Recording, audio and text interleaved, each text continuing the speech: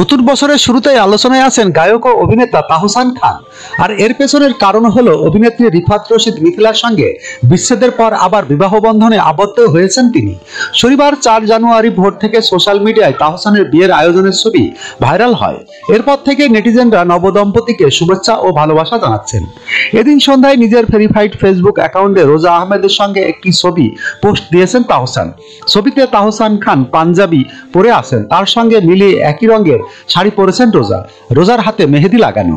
তাহসান খানের বিয়ের খবর প্রকাশ্য আসার পর স্ত্রীর সঙ্গে ছবি পোস্ট করতেই হইচই পড়ে গেছে। এসবের মাঝে স্ত্রীকে নিয়ে উড়াল দিলেন তাহসান। জানা গেছে মঙ্গলবার 7 জানুয়ারি সকাল 8:55 দেশের একটি এয়ারলাইন্সের উড়োজাহাজে এই নবদম্পতি রওনা হন মালদ্বীপের উদ্দেশ্যে।